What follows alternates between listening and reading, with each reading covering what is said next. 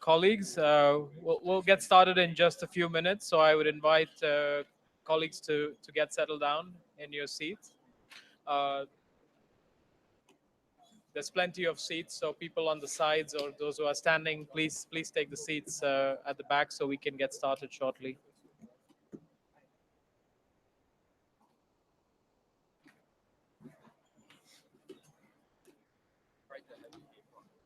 No, it's a pleasure. I'm happy to be around. I mean, I delivered our statement last night. Go well? Okay. Over time, there were too many bombs. Can my ambassador in New York be on somewhere here? Or just here in front here? Or in the front desk? Yeah, he could come in here. Here. Open it. Yeah. In case I need to seek clarification. Yeah. Malah, fakta. Gamay utangan ako lang. All right. And some of my delegations, I might need their help to clarify. We get started. All right. Well, good afternoon. Good afternoon, colleagues. Thank you for joining us today, this afternoon. This is the second side event that the Green Climate Fund is hosting. So for those of you who have come to hear us the second time, thank you for coming again. And for those of you who have come to hear us for the first time, welcome. And I hope you find this a productive exchange. We have a very eminent panel with us today. I'm going to introduce the speakers as I go along, so that you know who's coming up each time. I encourage you all to just make sure you've got your phones on silent mode or switched off so that we don't have any distractions during the meeting. I also invite my colleagues at the back to just close the doors so that we can not have any interference while we carry on the proceedings. Last week, when we had this event, we mainly spoke to some of the progress that we've been making in our operations over the course of the year. Today, we're going to reflect a little bit through our panelists on the role that the GCF is playing and can play in the implementation of the Paris Agreement. To get us started, I'm going to invite the Executive Director of the Green Climate Fund Secretariat, Mr. Javier Manzanares, to give us the welcoming remarks, and then we'll move on to the opening remarks. Javier.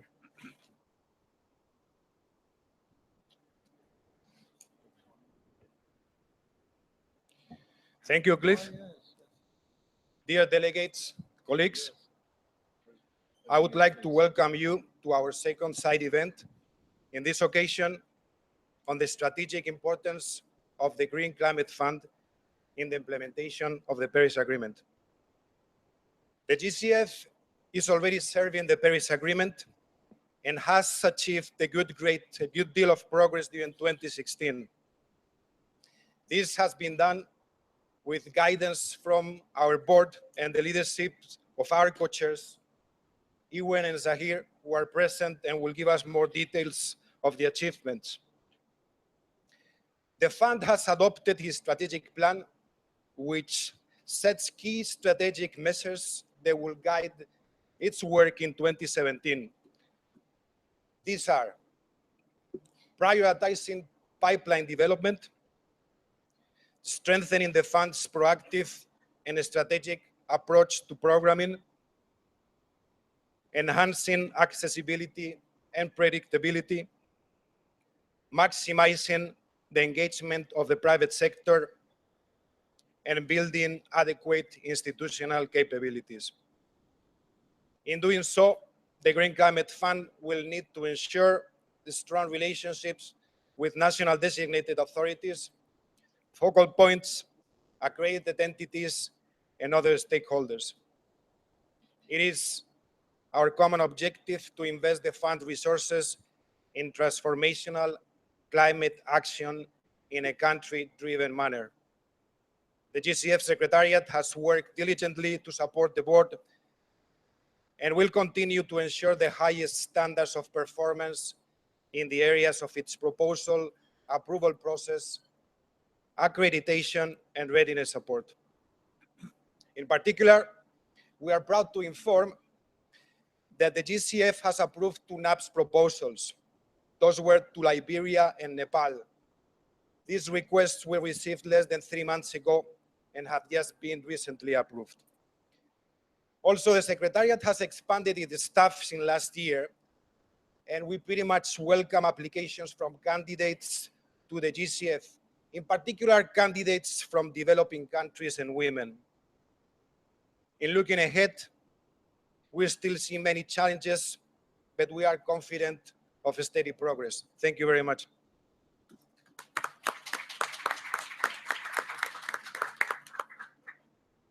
Thank you very much for those welcoming remarks, Javier. Next, I'd like to introduce the co-chairs of the GCF board, Mr. Zahir Fakir and Ewan McDonald. Last time I made a mistake of creating a division in the board, but this time I will introduce them as co-chairs of the board.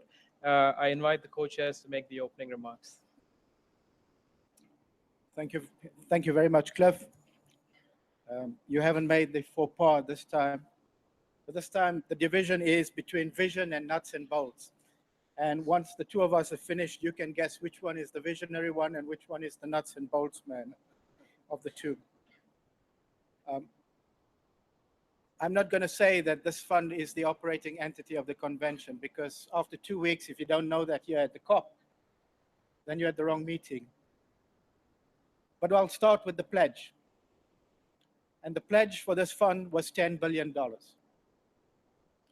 And the next thing a negotiator will tell you, it's great to have pledges, but where is the actual money?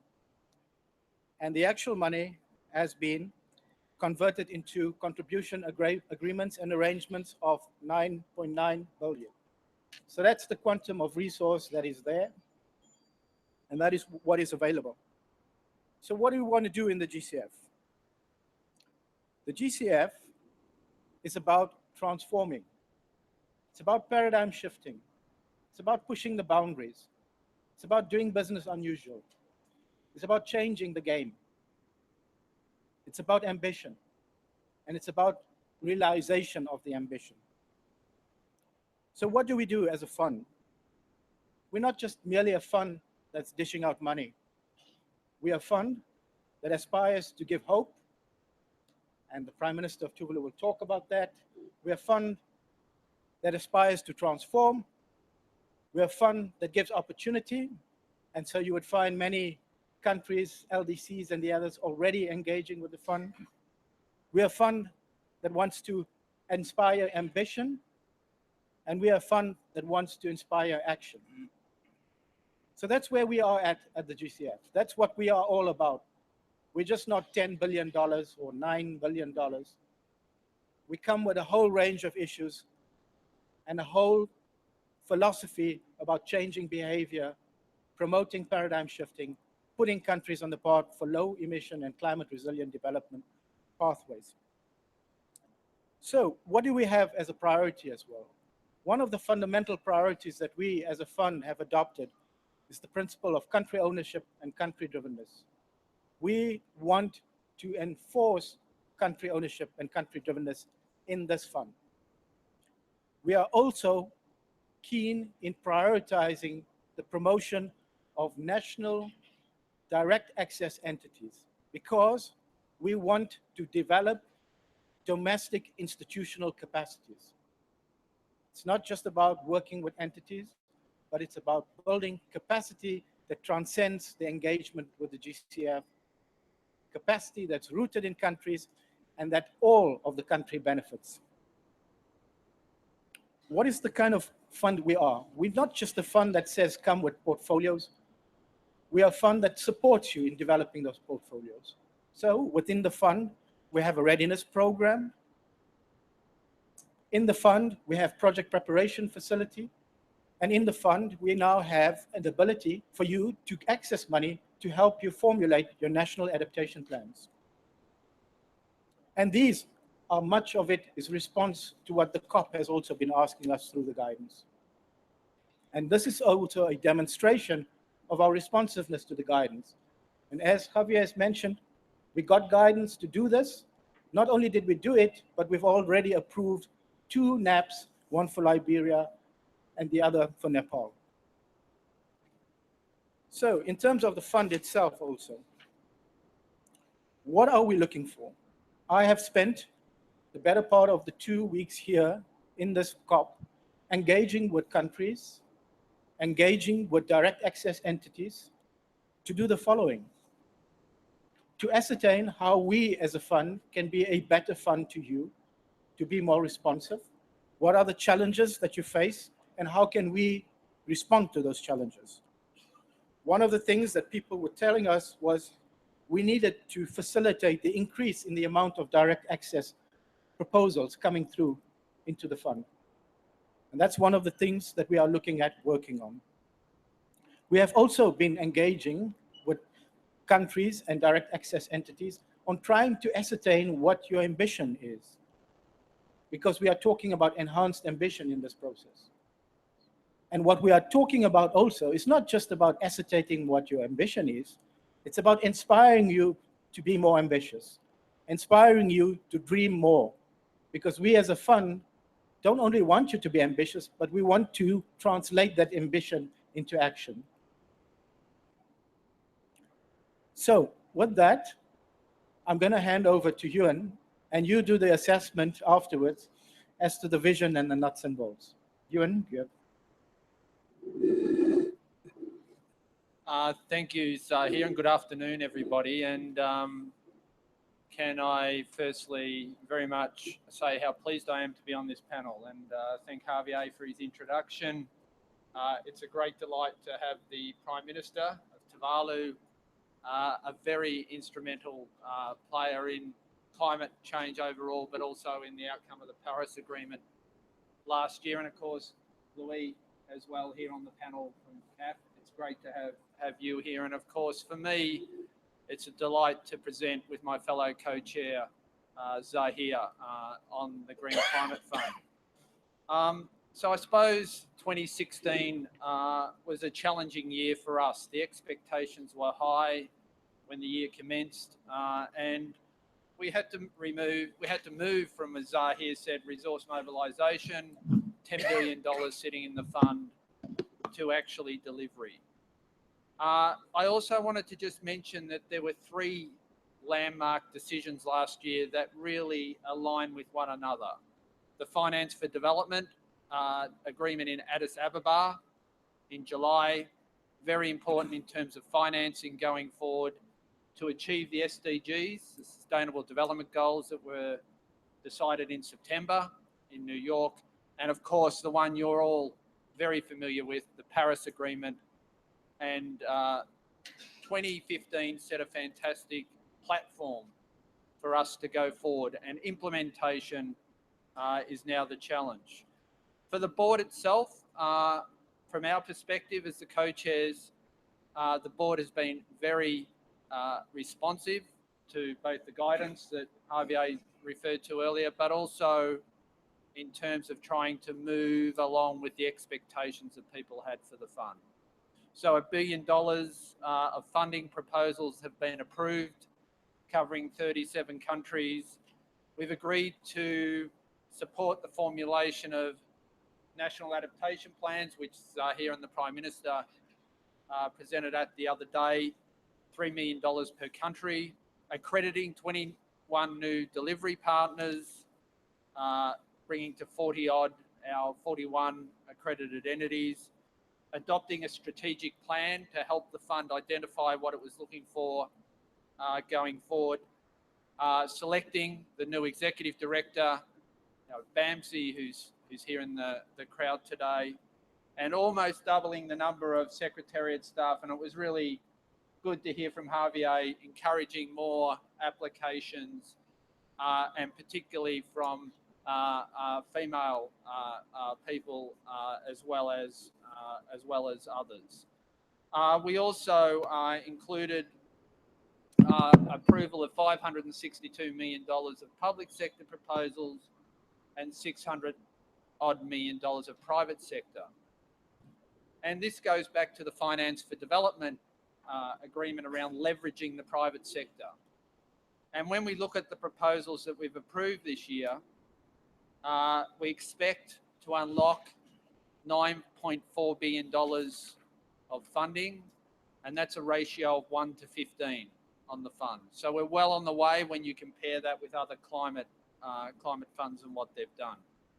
We were also, in relation to the last board meeting, we had a Deutsche Bank proposal that's expected to leverage 1 to 26. So we need to use the fund to maximise funding, and not only use that funding in terms of the things that Zahir talked about earlier around capacity building and the like, but it also creates jobs and livelihoods for people on the ground in developing countries. We also recognise the importance of a balanced portfolio, and that's been an ongoing challenge within the board. And at the moment, we've approved 28% of adaptation proposals, 27% of mitigation, and 45% of cross-cutting. We also, as you'd be aware, put out some proposals, requests for proposals, including $900 million, $200 million for micro, small and medium enterprises, and $500 million for funds at scale.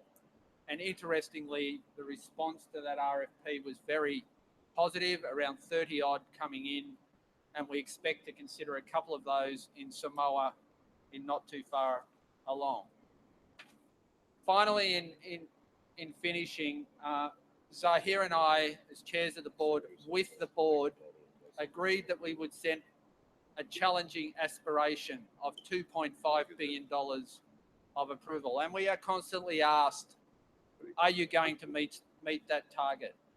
That target was about ambition. It's about aspiration. It's about what we need to achieve together. We will get close to that figure. We may get to that figure, we may not. But in terms of the ambition for the fund, I think it's been a very positive thing for people to focus on. The other thing is here, you'll hear often talk about the GCF family. The GCF family is everyone here. All of us have a contribution to make within this space.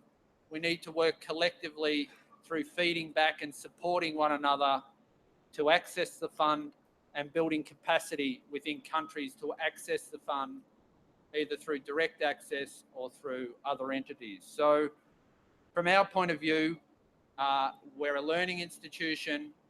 We've heard people comment on complexity. We've heard people comment on things we can do better. We are taking those comments into consideration, and they are things that we're looking at simplifying and improving as the fund goes forward. So I just want to finish by thanking you, and it's great to have you all here today. So thank you, Cliff. Thank you very much, Ewan and Zahir. My next speaker needs no introduction. He's been a long-time champion of the climate cause. He's been a very strong advocate for the GCF, but he also keeps a close eye on the GCF, keeps us on our toes. And this year, his country has also benefited from one of the most sort of transformational projects that the GCF has approved during the course of the year. Allow me to introduce the Honorable Enele Sosene Sopona, the Prime Minister of Tuvalu.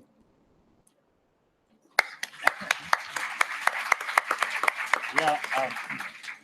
Well, thank you very much, Your Excellency, Moderator. I want first of all to thank the chairs of the GCF, Owen and Zahir.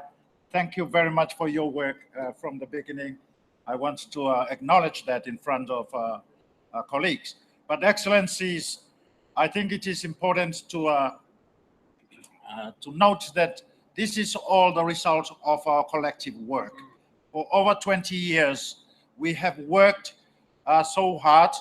All your representatives, your ministerial representatives, your experts, all parties to the convention since Rio, and throughout all the conferences, ups and downs, the valleys. This is the result of the collective wisdom of you guys, of all of us, as the co-chairs were saying, we are a family. And from the Pacific, I want to look at it. We are family on one canoe. And we must make sure that canoe continues to be buoyant, to respond to the needs, the worry, the fears, but certainly to provide a vessel of hope for everybody. I want to say from the beginning, that is the way my vulnerable island country and atoll nations and small island countries of the Pacific are looking at. The GCF, now in addition to LDCs and the Adaptation Fund, provides the vessel of survival, the vessel of hope to deal with the impacts of climate change, sea level rise, and many, many other adverse impacts. Let me offer my congratulations to Ambassador Howard Bamsi for the incoming Secretary General or the Executive Secretary of GCF. We have known from the SITs, from the LDCs, all negotiators who have been around. We have known Ambassador Bamsi for a long time. Congratulations. I think we are going to be in good, very good hands. Thank you very much. But thank you for giving me the opportunity to share our experiences to do with the Tuvalu's coastal protection, or we call it Tuvalu's GCF Coastal Adaptation Project. First of all, I want to thank the UNDP. I want to thank all Pacific regional agencies who provided expertise to help Tuvalu, and also my own experts dealing with climate change, my ambassadors, and all our experts in Tuvalu. Thank you for the hard work. And as we have heard, GCF is providing a new architecture. It is simply responding to the decisions that we collectively have made. And I think while it is, there are certainly reactions and observations of gaps and the sorts of things, the need to simplify, to accelerate access, direct access, especially for countries like mine, small islands, LDCs. But we are setting a very, very, I think, appropriate architecture, a new one that itself is still learning. We also are learning to partner and collaborate with GCF. So I think at this juncture, we need to give GCF and the governance and the board all the support that we can from national governments. In our case in Tuvalu, we thought the issues of ownership of projects is critical. Even though we have a lot of limitations in terms of capacity, but it has to respond to the needs of communities on the ground. Therefore, in order to create ownership and sustainable partnership and delivery of the activities under the Coastal Protection Project. Therefore, we said, of course, also it is important to have strong leadership to commit to that concept of developing coastal protection for the islands of Tuvalu.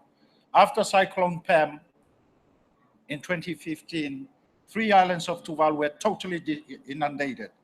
These islands are still trying to provide food for their people. The food, the crops were totally damaged. Water, fresh water, totally mixed or inundated, and therefore it is now completely inappropriate. It's very, very difficult to drink, to use that as a source of fresh water for food. And we're still responding to this. And following that, I visited the islands. And one of the islands, one young girl of like 8 to 9 years old, and asked me, Prime Minister, what can you do to save me? What can you do to make sure I don't leave my home island? Because I cannot find food on Nanumea Island. I cannot find water, on fresh water. And I don't want the next disaster, the next surges, cyclone, to chase my family so that we are flooded with seawater. And these questions from a little girl provided me a strong, again, ambition to seek for hopes. On our own small islands of Tuvalu, we cannot do much because we are completely flat. We are not only small island developing state, but we, like Marshall Islands, Kiribati, like the Maldives, we are completely flat. Nowhere is higher than 3 meters above sea level. Therefore, these atolls are not sinking. It is very wrong to say these islands are sinking because of sea level rise. They are inundated because of global warming, because of what we have done, what industrialization has done to increase globalization. So the sea level is expanding and rising and inundating these people. But they have rights to exist. They are not sinking, not of their doing, but they are inundated because of unsustainable patterns of consumption and industrialization. So therefore, we have to take into account the situation of these people, like those small girl, the young girl in those atoll nations. But I am aware also in other regions, in the North Poles, in the Inuit people, indigenous people are also facing similar problems. So I said, well, the best we can do is to do it ourselves. So we in Tuvalu, we have set up our own Tuvalu Climate Change Survival Fund using our own resources. But that is not enough. And with those resources, we can respond to disasters quickly. We didn't have to wait for the world to come with their help. But the magnitude of erosion every day that takes off a lot of land from the islands is too much for Tuvalu. Therefore, we have said our priority project to the GCF, the Fund of Hope, must be to seek support to build coastal protection all around the islands, and also the possibility of raising this the elevation of the islands. And we have done this thanks to the technology provided under the New Zealand funding, but initially to deal with borrow pits that were used by the Americans during Second World War to build runways in order to recapture the islands from occupation by enemies. We are using that same technology after the completion of the borrow pits project successfully to reclaim lands from the lagoons and build seawalls around the islands. And I'm saying it has been proven very, very successfully.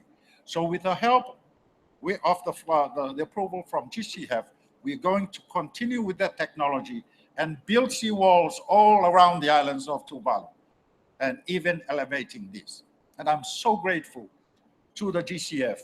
I'm so grateful to UNDP, and particularly to donors as well, for recognizing these things are doable if we work in partnership with the people, with the leaders of countries, based also on their priorities and ownership. And I'm grateful that we are doing just that.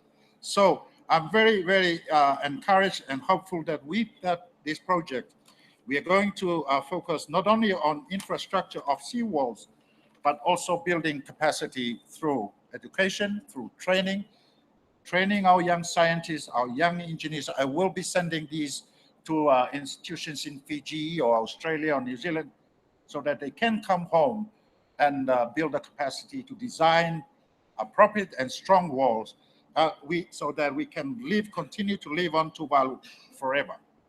And and in response to the question from this young girl, I want to thank GCF for their support, that we are able to respond and provide practical answers to these people, to my people. And I'm sure all other Pacific Island countries, atoll nations, also want to seek similar assistance. So, but we are not stopping there. We are not stopping there. We are asking GCF to provide some more funding, even to use the rest of the $2.5 billion if they haven't reached that target. We are there. I'm sure you can start approving next proposals for Tuvalu. But with that, thank you very much, Excellencies. But the important thing, again, is the capacity building, which is really critical through education, because this is the vessel. These are the pedals, and these are the sails. But GCF, I look at it, not visionary, but also, but it is the wind that pushed the canoe together to provide hope and survival for us, particularly those that are particularly vulnerable. Let me just close by saying we cannot lose momentum. We must not lose momentum. Here in Marrakesh, we are here to make decisions. And GCF needs those decisions, strong decisions out of Marrakesh. We cannot wait for 2018. We must decide to come back in 2017 and look how we can push it further. Thank you very much.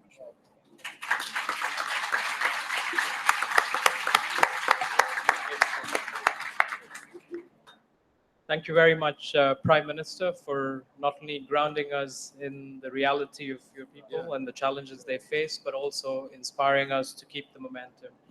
Now we're going to fly across the Pacific and go to Latin America. I'd like to introduce our next panelist, who represents an institution, a direct access entity of the GCF that's an important partner to realize the projects and programs that we invest in. Allow me to introduce Mr. Luis Enrique Berisbetia, the Vice President of CAF, which is the Latin American Development Bank. Luis. Thank you, Sewage. Thank you very much. I'll say a word on CAF for the benefit of those of you who do not know us in a couple of minutes.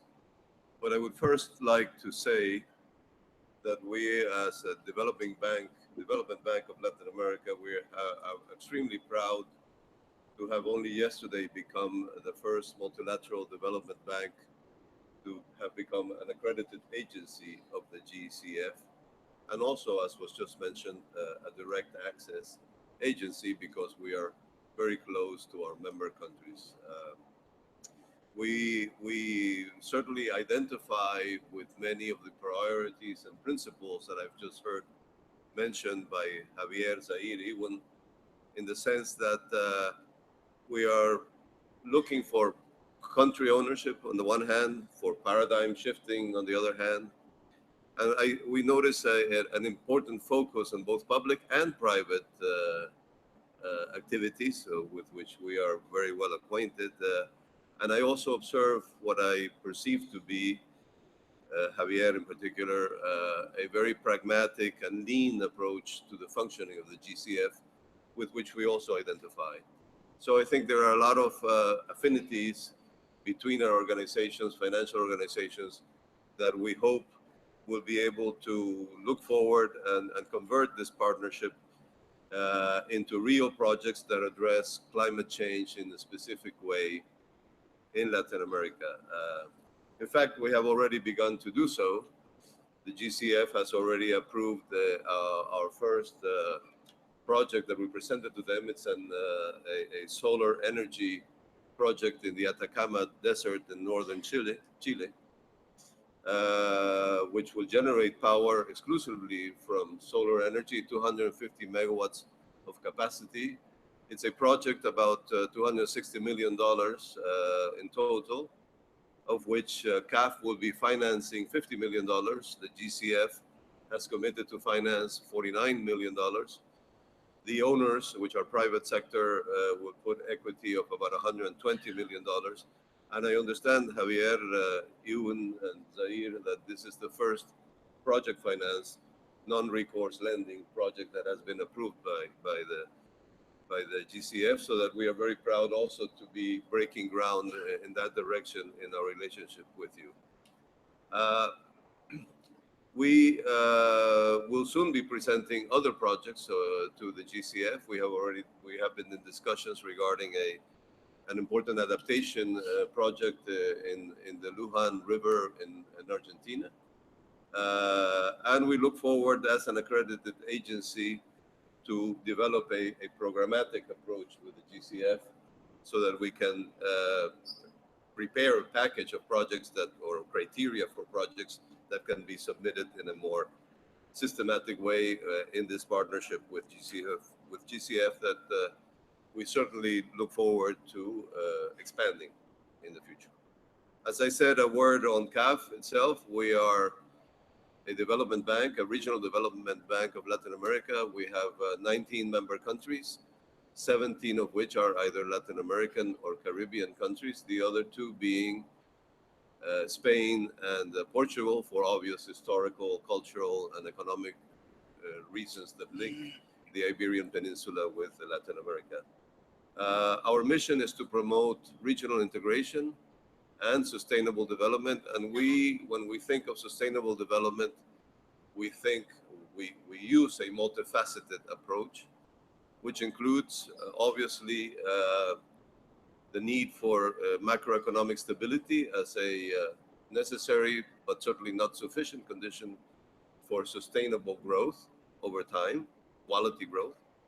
We look at microeconomic efficiency as the means of ensuring productive transformation efficiency, including resource use efficiency in the productive processes, and thereby improve the productivity of our economies and their potential to compete in international markets.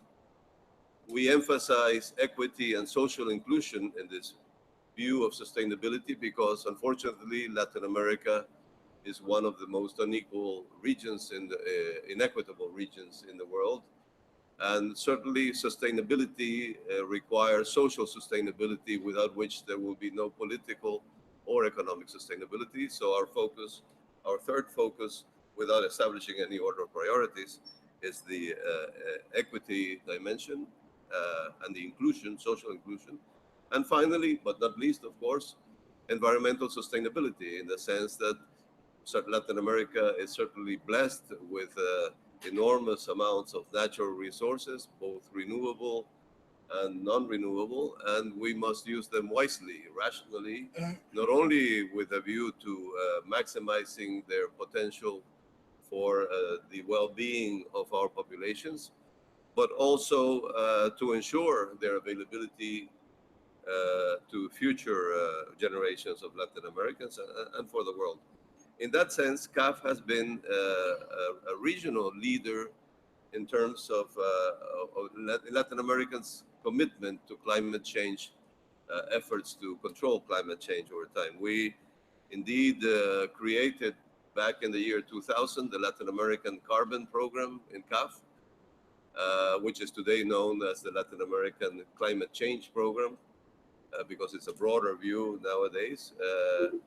We consider that Latin America has a dual relationship, if you wish, with climate change. On the one hand, we are a region which is extremely vulnerable to climate change. We are observing this in many manifestations of climate change, weather patterns, the reduction of glaciers in the Andean regions, and the consequence reduction of water supplies, etc., flooding, etc., that sort of thing. But we're also potentially, and in fact, and factually, tremendous contributors to the possibilities of mitigating climate change for the whole world, in fact, because of the enormous biodiverse resources that we enjoy, especially the enormous rainforest resources. The fact that we have a relatively low carbon emissions in our energy matrix, given the fact that a high proportion of Latin America's energy generation is hydro or increasingly renewable, wind power, and now increasingly solar power. And also there are enormous possibilities for achieving in Latin America low carbon, climate resilient, sustainable development with quality growth. And this is a little bit what I think Zaire was referring to when he talked about a paradigm shift. I think we have the potential in Latin America to introduce, to put into practice that paradigm shift. And certainly CAF is trying to do its role in that respect, especially given the fact that about 80% of our population is urban-based. We have a strong focus on urban development, sustainable urban development, and we're working hand in hand with our member countries to advance sustainability. And I'll say a word about that in a minute. One thing I should say about CAF, the fact that it is an entity that is owned by essentially developing countries. The presence of Spain and Portugal does not change the nature, the Latin American and Caribbean nature of the institution. Gives us a particular strength in that our member countries have a sense of ownership and a strong relationship with CAF. And that's what allows us to be a direct access agency, because we are indeed extremely close to our countries and we reflect their interests. Now, we provide essentially two types of services. Financial services, of course, we are a financial development bank, and also what we call knowledge services, which complement our financial efforts in areas where financing by itself is not enough. I'll say a word about our financing. We are very pragmatic. We finance both public and private sector projects and mixed projects, PPAs, I think they're called in English, or PPPs, I think in English. We play a strong catalytic role, and our partnership with GCF is part of that search for catalyzing resources from other parts of the world and bringing them to the region. CAF has access to the international capital markets in a very competitive manner. We have a AA- rating with the main rating agencies, and therefore most of our financing comes from capital markets.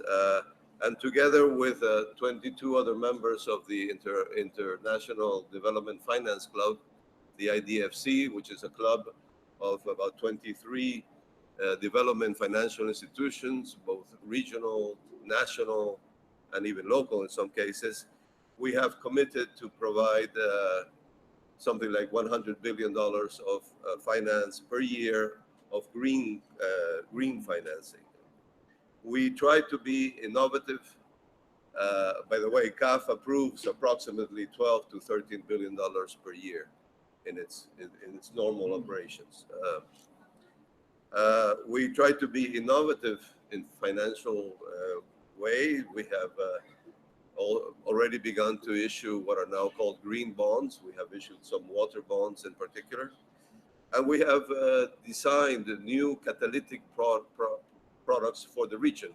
We created an affiliate called CAF Asset Management Corporation, through which we're establishing special purpose vehicles to finance, in particular, sustainable infrastructure projects in Latin America, trying to attract private sector savings, which exists in Latin America, which because of a market failure is not being used sufficiently to finance the development requirements of our member countries, and also to obtain co-financing or catalytic financing from the rest of the world. We are also working in a very coordinated way with the national development banks and regional, when I say national, the local development banks, as well as sub-regional or sub-national development banks, with which we have a very strong affinity,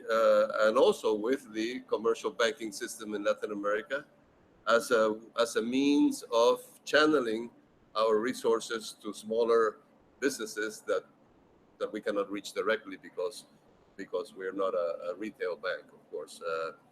So we're working even with the United Nations Environmental Protection Agency, UNEP-FI agency, in strengthening the bank's capacity, the Latin American bank's capacity to manage environmental issues.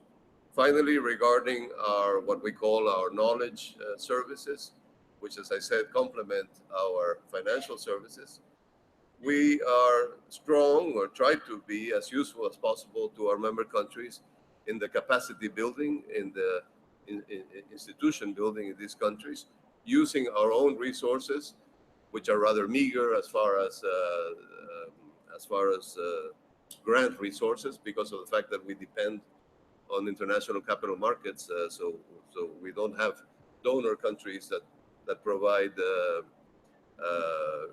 grant financing. We are also hoping to use some of the readiness, if we have not already done so, readiness financing from the GCF, and also through other mechanisms such as the Latin American Investment Fund of the European Commission, which is channeled either through the Agence Française de Développement or the KfW in Germany, to help strengthen institution building in the region, which I think is in line also with some of the things that we have just heard from the GCF representatives. We support the design and the analysis of policies and programs in countries. For example, we have financed, and we're continuing to do so, the carbon footprint and water footprint, as well as vulnerability indices of our cities, which, as I said, is a big focus of CAF's activities, and with a view to helping these cities and these governments and the countries identify projects and programs that will be climate change friendly, if I may use that word, and help in this way help develop the national mitigation plans and national adaptation plans as well. We use also our technical assistance resources to finance the early design of climate change projects, and both mitigation and adaptation, and we're working on both fronts. That's a very brief summary of what we do. We are, as I said, extremely happy to be partnering with the GCF now in order to get involved in real projects that will help implement the Paris Agreement with the help of the GCF. Thank you very much.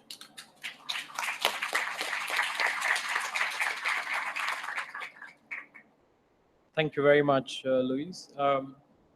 Next, I'd like to invite the next speaker,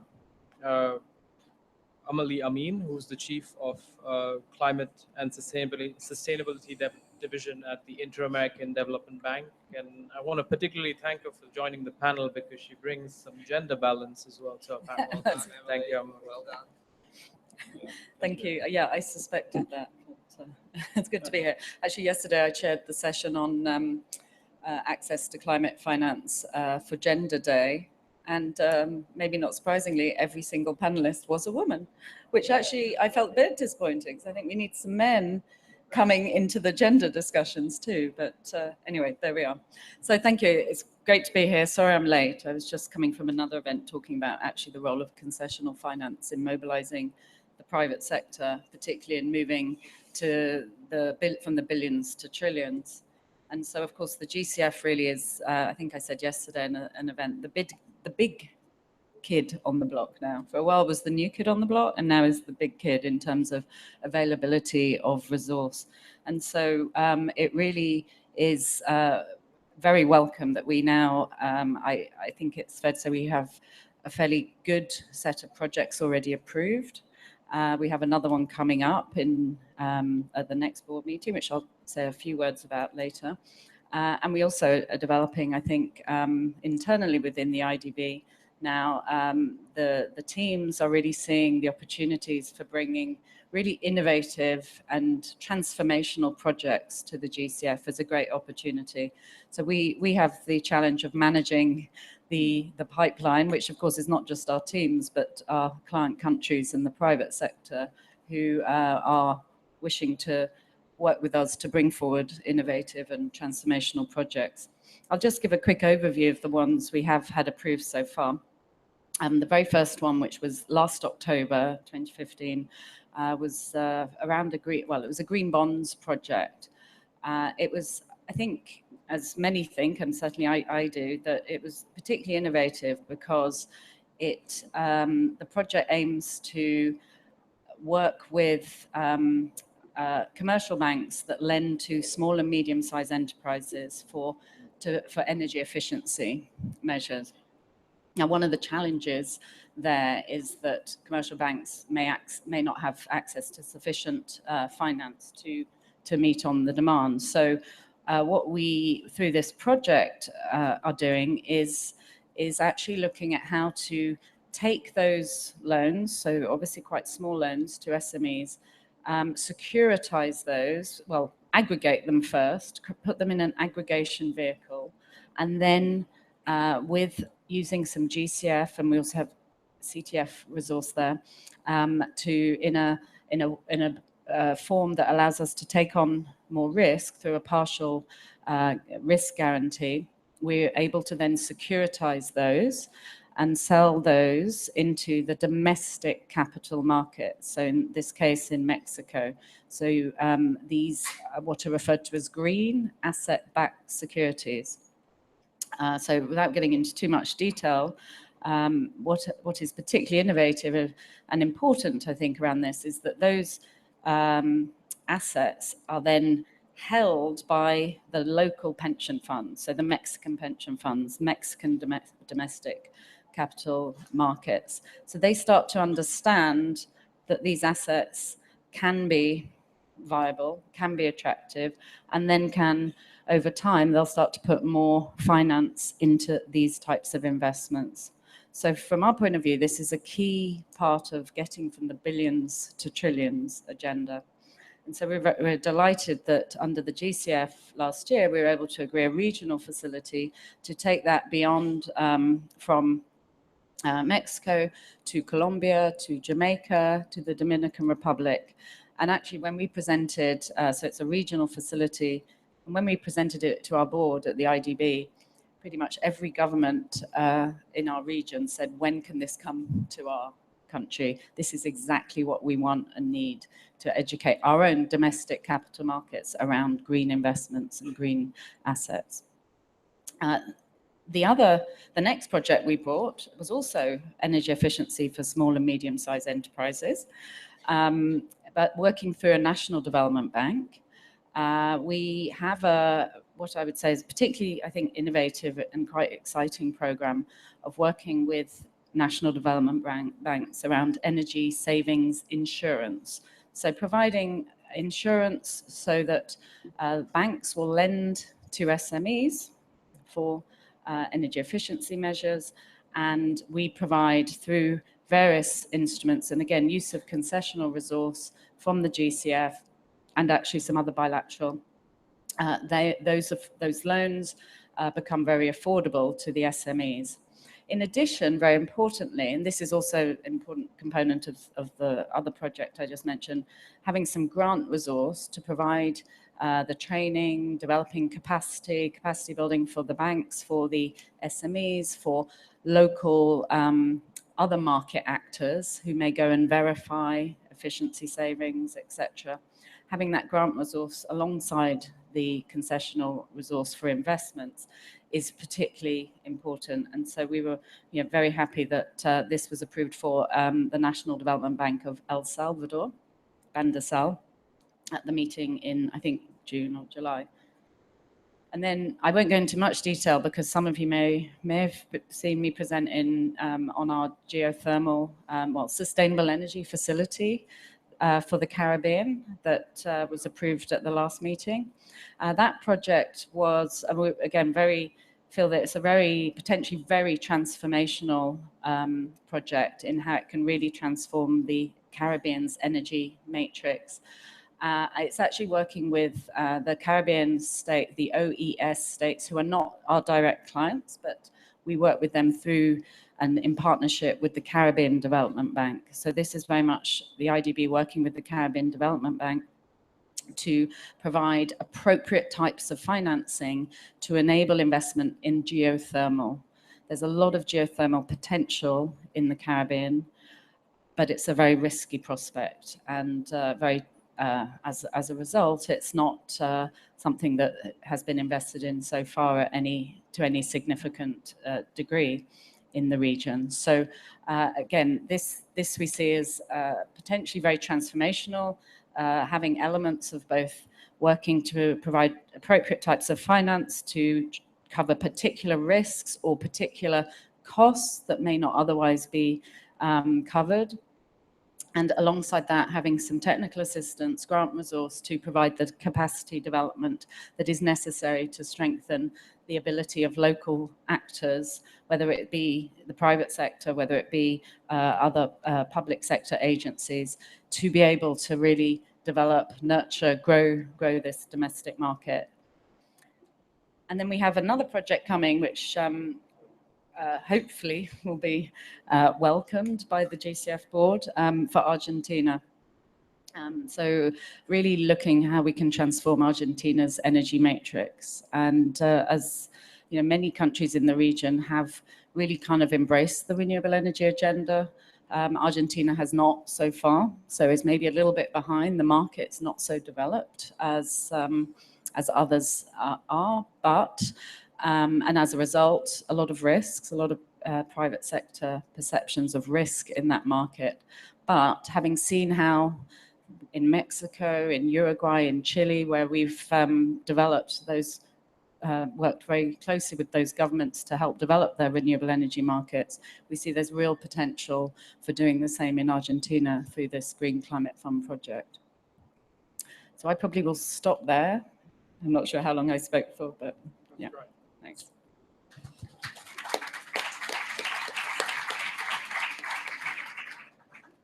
Thank you, Amalie, for that rich insight into the work you've been doing with us. Some very interesting projects there. We're going to now open it up to the audience for some Q&A. So I'll collect a few questions. As you ask your questions, please do identify your name and institutional affiliation. Please be succinct in your comment and or question. And also please indicate if you're directing it to any particular panelist so that they can directly respond to it.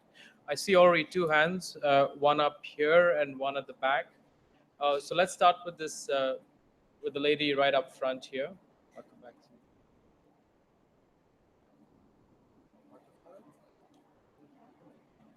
Do we have a microphone?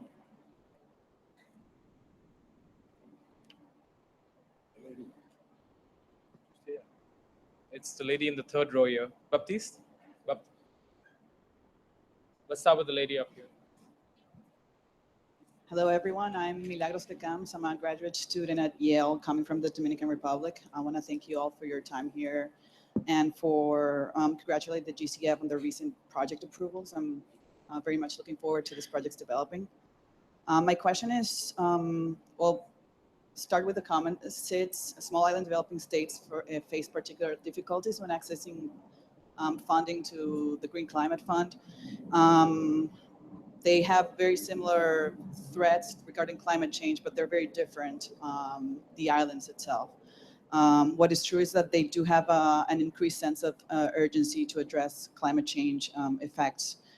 And then they have been facing more difficulties because of the technical and human capacity. Frequently, projects coming from SIDS have not been successful as they have been categorized as sustainable development and not climate change projects. So my question is, because the GCF mandate is very broad, so how can GCF provide better guidance or help SIDS in accessing the fund? To anyone who wants to answer. Okay, thank you. That's a question for the GCF, so I might invite perhaps Ewan to take that one. But let's take the question here, and then we'll come back to you at the back. Baptiste, it's just gentleman on the left here with the cap. Yeah. My name is Abdul Kaso, and I'm from Niger, which is West Africa. And I had some preliminary talks, and I just want to have a little bit of more understanding. I believe, if I'm correct or if I understood correctly, that you are based in South Korea. Is that the understanding? Yes. Okay. And if we do need help to set up some project, also GCF is also available and ready to give us a hand. Yes. Correct? Okay. We'll have, I believe, in Niger, which is extremely dry country, just sub-Saharan country, which is extremely sunny, certainly some solar energy projects, and we may need definitely some help. Okay, thank you. Did you want to address that to any panelists in particular? Or it's open? Any one of them could respond. Perhaps I might ask Zahir to take that one. Let's go to the gentleman at the back, and then we'll come to the panel. We'll come to you in the next round. Thank you so much. What an excellent presentation. And I really love the idea of a vessel of hope using the Green Climate Fund to help people in the small island states. My name is Bremley Lengdo. I come from Northeast India, but I'm actually working across the border in the land of gold in Myanmar, restoring fragile mangrove ecosystems in the Delta region. As you know, Cyclone Nargis struck in 2008 and killed 150,000 people in the low-lying area of the Delta. Sadly, only 50% of mangroves cover remain on our planet, so there's amazing opportunity to restore those damaged ecosystems worldwide. However, people are at risk from storms and hurricanes and floods and tsunamis. These mangroves are very cheap to restore. It's not like building a wall. This is a green defense system, which is not only a carbon pool that stores 5 times more carbon, but it provides as a shield, as a disaster mitigation strategies, and create thousands of green jobs for people. Having said that, we've planted 2 million trees over the last 2 years as a pilot project with the Ministry of Environment. And now the government said, can you do 80,000 hectares? We would require 320 million trees if we plant 4,000 per hectares. And I was wondering, how would the government of Myanmar or the university that we are working in the Delta access that fund, or if there's any projects that has already worked from Myanmar, and use it as a model to restore other communities around the world that have these mangrove belts? Because UNEP did an ecological survey of the mangroves in the west of Africa, and the value is $66 billion. That's the services it provides for those African countries. So, you know, they provide multiple benefits, including fisheries. So is there a way that least developing countries or low-lying areas can restore ecosystems using the GCF? Thank you. Okay. We'll come to the panel now, and we'll do another round. Perhaps on that last one, I might invite Amalie to respond to it. But maybe we start with the first one on what are we doing to help SIDS. Thank you, Cliff, and thank you very much for the question. And I might ask the Prime Minister if he also wishes to comment on this. Look, in terms of small island developing states, they're in a very important focus of the Green Climate Fund. And the issue that you raised around capacity and the like is very important and something we're very focused on. So within the fund, there's some readiness funding that's provided, and as I think about that in relation to the number of approvals, we've approved 57 so far, and that includes $16 million. And for the Pacific, there's 6 countries that are already accessing that. I also think, particularly in relation to small-scale activities, the complexity of the fund in terms of applying through that process needs to be simplified. And that's coming for consideration at the board meeting in Samoa. And I must say at this point how pleased I am, and I'm sure the Prime Minister from Tuvalu is, that the next board meeting is in the Pacific, in Samoa, and it gives us an opportunity to show firsthand some of the challenges that are provided for those countries. And the Prime Minister eloquently outlined some of those in his speech. The final thing I just mentioned is the negotiators have recently agreed some COP guidance on private sector finance for SIDS and LDCs. And in case you're not familiar with it, it's expected the COP to instruct the board to develop specific modalities to help SIDS and LDCs to access private sector climate finance and look more closely at how we can get the private sector to invest in adaptation, which goes to the comment the Prime Minister made earlier. So I think we're very focused on this area. We understand the importance of it for the small island developing states.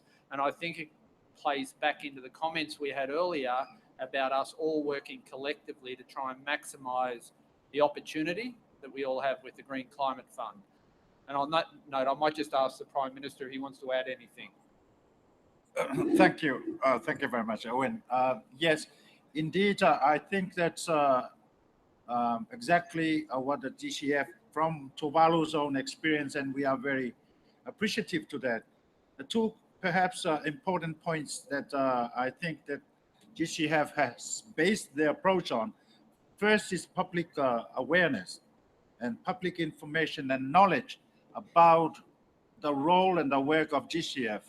And I'm grateful that as the co-chair McDonald has said, they have done extremely well in all regions, I understand, including my own region in the Pacific.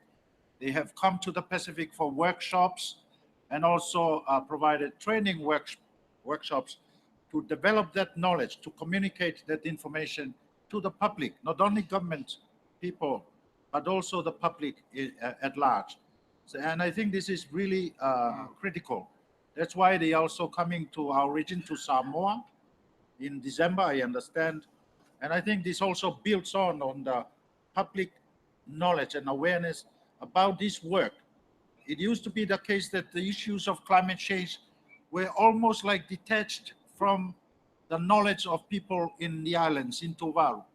You know, they didn't, you know, only the scientists, maybe government ambassadors, they know about climate change.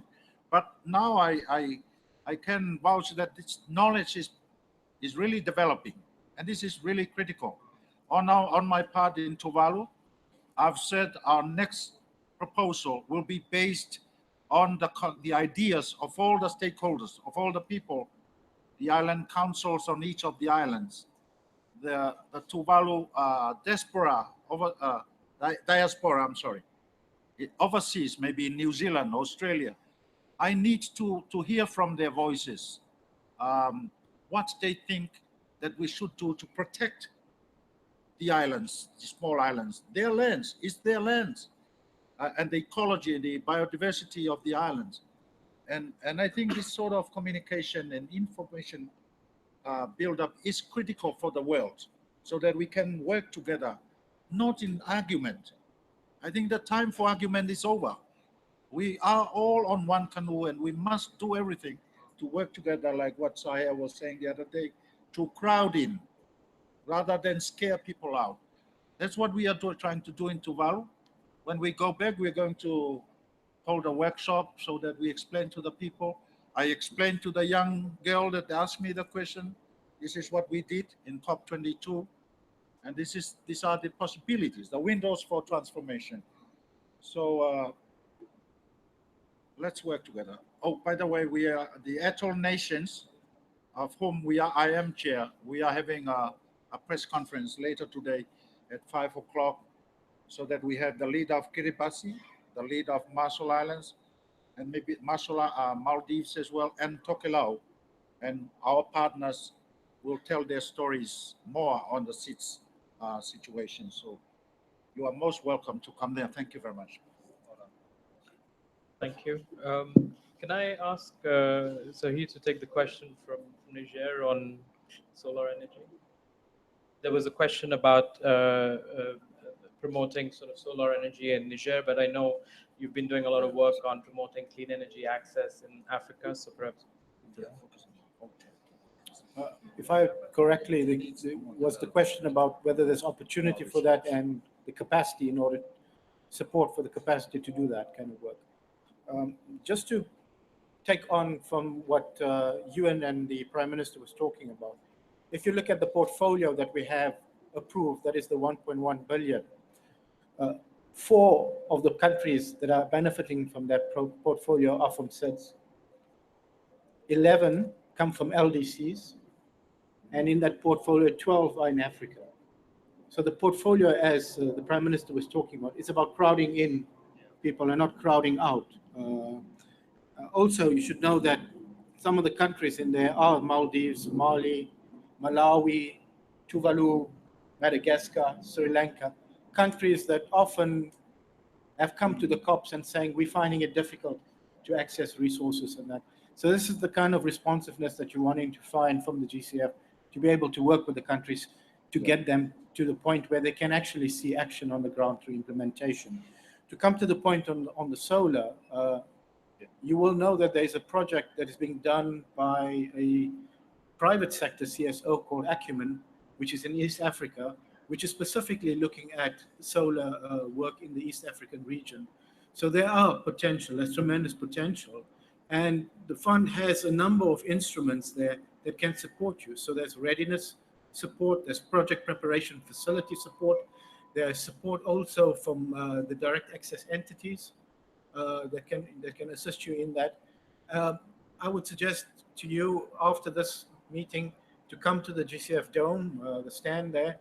There are a lot of GCF people around there that can actually through how they can assist you in translating your idea into an actual concept, into a program, and into implementation on the ground. Thank you. The last question, while we don't have someone who can speak specifically to Myanmar, but maybe IDB does a lot of work on protection of ecosystems. So Amelie, perhaps you want to take that one? Yeah, very briefly, yes, absolutely. In fact, yesterday, Guatemala presented a project that actually our multilateral investment fund is supporting in the dry corridor. It's an adaptation project. It's a resilience project. It's about regaining the indigenous historical understanding of the local environment to build resilience. And it's so successful that now there's a lot of interest in looking at taking that to other parts of Central America across the dry corridor. And that's about resilience, adaptation.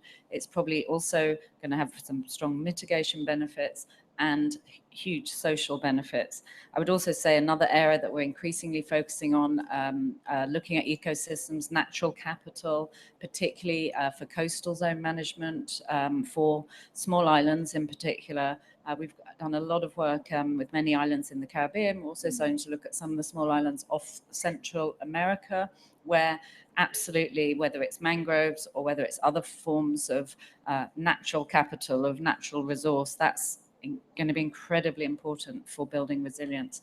Similarly, actually, we're starting some work, with hurricanes in our region. Belize, for example, a lot of their coral reef was destroyed in the recent hurricane. That coral reef provides resilience to Belize. So we're also working with some partners to look at how we can actually regenerate the coral reef. We've been doing some work in Trinidad and Tobago on that, some of the other Caribbean islands. So absolutely, definitely would love to bring some of these projects that we've been doing to take, to replicate or scale up through the Green Climate Fund. Zahir, you want to respond? Yeah.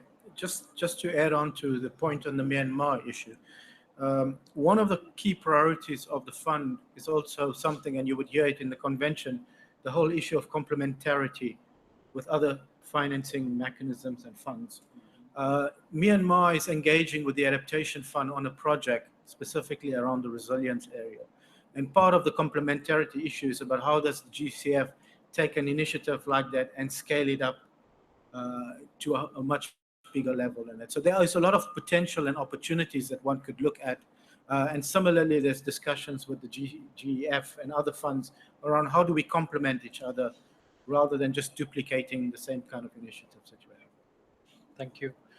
We have time for 2 more questions. So I'm going to take one from the gentleman in the middle over there. Could you raise your hand so that, yeah, there. And then I'll come to you. Thank you for organizing this meeting. I would like to ask about how you can implement the Paris Agreement with the indigenous peoples of Africa. My name is Hassan Eid Belqasem. I am representing here with other colleagues, indigenous peoples of Africa. I am personally indigenous peoples from North Africa. And we think that Paris Agreement can be the start of a new world for indigenous peoples. Why? Because clearly it is only the one agreement which recognizes indigenous peoples' rights with full participation. Then I would like to know how you can implement it by doing your project, but with full participation, with all their rights. Thank you very much. Thank you. Gentlemen.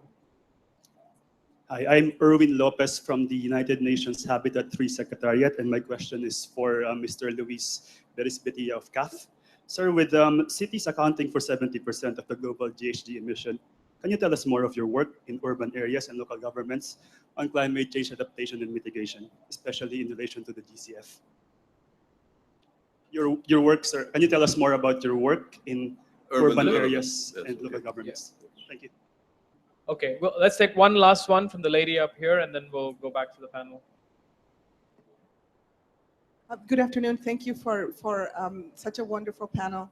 My question is more in the area of green finance. I wanted to get a perspective from the board. What do you think about green bonds, and is the GCF doing anything to further the development of that market? Thank you. Could you identify yourself, please? Oh, I'm Evelyn Hartwick. Thank you. Okay. All right. Well, we'll come back to the panel now, and as I think you give your responses, I also invite you to make any closing comments if you wish to do so. So the first one was from the gentleman inquiring about the indigenous peoples. Perhaps I can invite Zahir. Maybe you would take that one. Sure. Thank you, Cliff. One of the things that we are doing in the GCF is something called enhanced direct access. Now, enhanced direct access is the ability for us to work through a direct access entity who's taking a large grant and doing small on-granting to communities, in which many cases these communities are indigenous people. That's the one approach that you could look at, where you're dealing with communities that may not have large absorptive capacities, or that to be able to support them in that. The other thing, and I've been engaging with indigenous communities, is about them coming to collectively together with programs for indigenous communities and working with entities to come through mainstream GCF kind of ways to, because we don't want to discriminate amongst, as we said, we want to crowd in and create opportunities for all. There are opportunities for all. I don't want to steal the thunder of Amelie and that, but Amelie just talked about a project that they're doing in Mexico around green bonds. And the IFC is also looking at a project and a proposal coming to the GCF on green bonds, which will come in the pipeline at some point in time. So the GCF is looking at all. In terms of our instruments, we do grants, concessional finance, equity, guarantees. So the scope is very wide within the GCF. Thank you. Perhaps it's a segue. Maybe you want to just add to that, Amelie, and then we'll finish up with Luis. I think yes, and green bonds can take lots of different forms, but the project I referred to is asset-backed securitization form of green bond, which is particularly, I would say, particularly innovative. It's particularly useful because you're really educating local markets about these assets. We do have in other components in our Argentina project, there's a component of mobilizing the domestic capital markets, so the pension funds there as well. They may not be green bonds as such, but it's the same. It's about mobilizing domestic capital markets into these investments. Thank you, Amelie. Lastly, Luis, on cities. Yes, thank you. Well, in addition to what I mentioned earlier of our support and for carbon footprint and water footprint and vulnerability indices of cities in Latin America, which, as I said, provide us with and provide the cities with the elements, the necessary elements to either identify projects or to develop overall plans for mitigating or adaptation to climate change. We have another program which forms part of this, of course. It's called Cities with a Future program, which focuses in an integrated manner on the multiple problems that affect urban centers in Latin America. We have more experience, of course, with a few cities where we have had over time quite a bit of interventions in different capacities. For example, Guayaquil in Ecuador. There's an important city in Brazil, in northeastern Brazil, I can't remember the name right now, where we have much activity. But the focus is essentially to work simultaneously on, say, transport needs, social infrastructure needs, the inclusion of informal housing into the city to reduce inequity, as I mentioned during my talk. So we try to take an overall integrated view, and we work from the bottom up. We work with local authorities who have obviously a better handle on their needs than do national authorities. And in a sense, we're trying to bridge the gap between national commitments to the Paris agreements and the local implementation, because as I said, close to 80% of Latin America's population is in cities. 70% of our GDP is produced in cities. Therefore, all efforts that aim at climate change to a great extent will have to be concentrated in cities. That's what I can say at this point. Thank you very much for your question. Thank you very much, Luis. We're pretty much at the end of our event.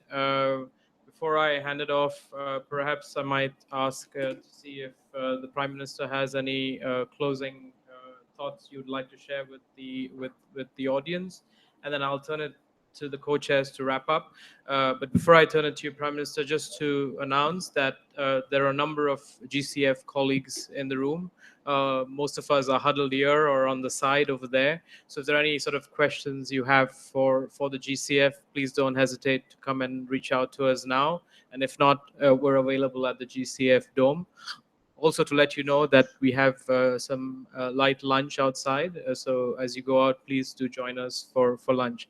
With that, I'll then invite the Prime Minister to share any closing thoughts and then hand it over to the co-chairs. Thank you very much.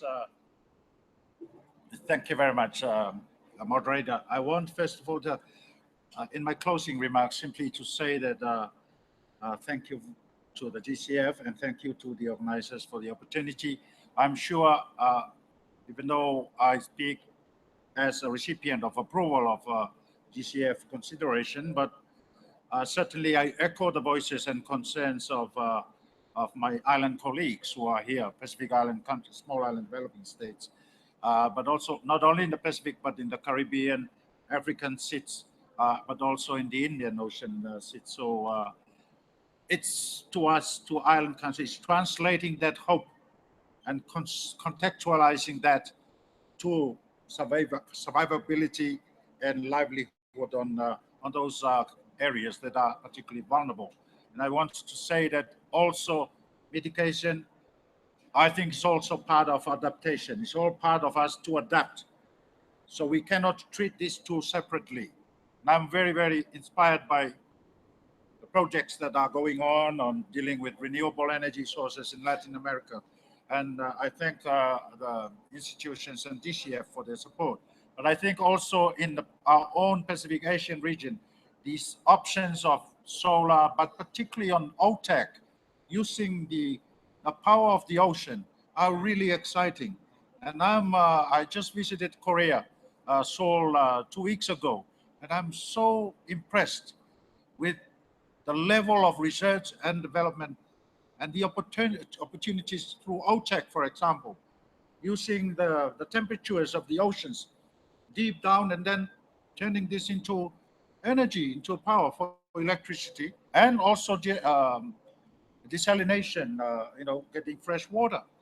But more excitingly is this possibility of floating islands. This technology is exciting and I think needs to be supported.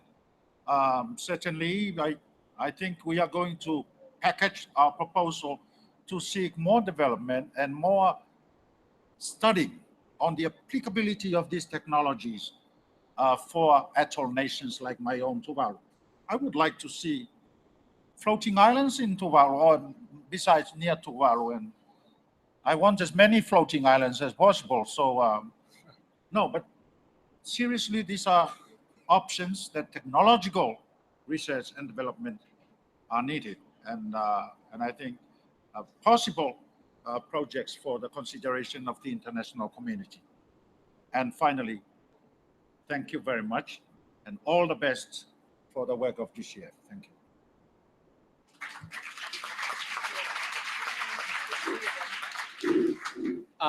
So thank you, Prime Minister, and it's very hard to follow the Prime Minister. I think I introduced early on his commitment in this area, and it's so well known, and you could hear not only the passion coming through from the Prime Minister, but also his clear understanding of what's required as we go forward.